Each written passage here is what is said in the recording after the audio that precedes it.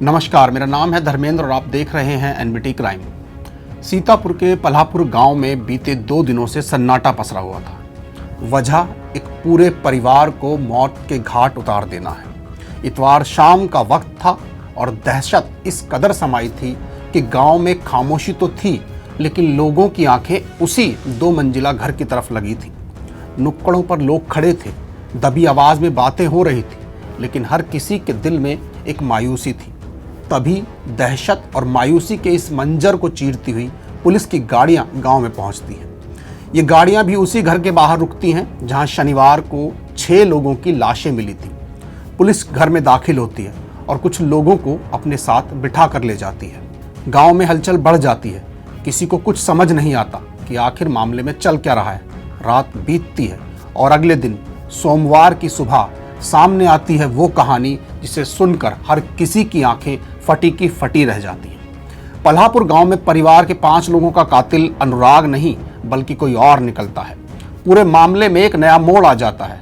इस कातिल ने ही पहले अनुराग की पत्नी प्रियंका, उनकी मां सावित्री और 3 बच्चों की जान ली और इसके बाद अनुराग को मार डाला। आखिर कौन है ये कातिल? दरअसल शनिवार को पुलिस जब मौके पर पहुंची तो सबसे पहला शक इसी बात पर गया कि अगर अनुराग ने पूरे परिवार को मारा है तो सभी की लाशें अलग अलग जगहों पर क्यों हैं। इसके बाद पुलिस ने गांव के लोगों से बात की।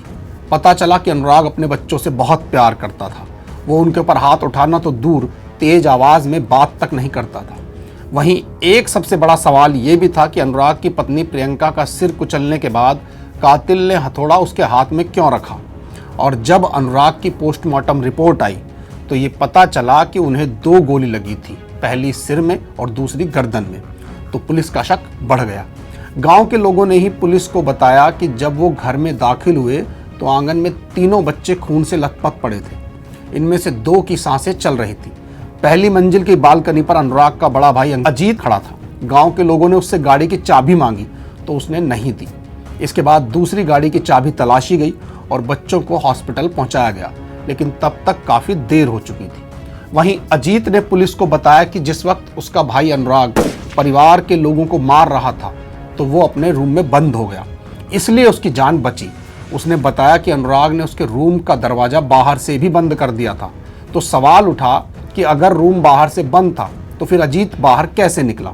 ऐसे बहुत से सवाल इस केस में घूम रहे थे। इसके बाद पुलिस ने रविवार शाम को अजीत, उसकी पत्नी, अनुराग के ताऊ और घर के 2 नौकरों को हिरासत में लेकर पूछताछ की तो कत्ल की पूरी कहानी खुल गई।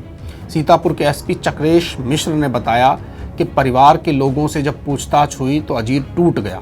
उसने कबूल कर लिया कि परिवार के 6 लोगों का कत्ल उसी ने किया है। अजीत ने अवैध असलहे से गोली मारकर पहले अनुराग की हत्या की।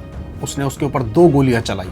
इसके बाद उसने अपनी मां सावित्री और अनुराग की पत्नी प्रियंका को मौत के घाट उतारा। इस बीच अनुराग की बड़ी बेटी जाग गई तो अजीत ने उसे भी गोली मार दी। इसके बाद उसने बाकी 2 बच्चों को भी छत से नीचे फेंक दिया। लेकिन सवाल अभी भी है कि आखिर अजीत ने अपने भाई के पूरे परिवार और मां को मौत के घाट क्यों उतार दिया। मीडिया रिपोर्ट्स के मुताबिक अनुराग के पिता का निधन हो चुका था, लेकिन उनके ऊपर किसान क्रेडिट कार्ड के 35 लाख रुपए बकाया थे। बड़ा भाई अजीत अक्सर कहता था कि प्रॉपर्टी का कुछ हिस्सा बेचकर ये रकम चुका दी जाए, लेकिन अनुराग और उनकी मां इसके लिए तैयार नहीं थे। इस बात को लेकर परिवार के बीच कई बार विवाद भी हो चुका था। एनबीटी क्राइम में आज इतना ही। जुर्म की एक और कहानी के साथ कल हम फिर मिलेंगे। तब तक के लिए नमस्कार।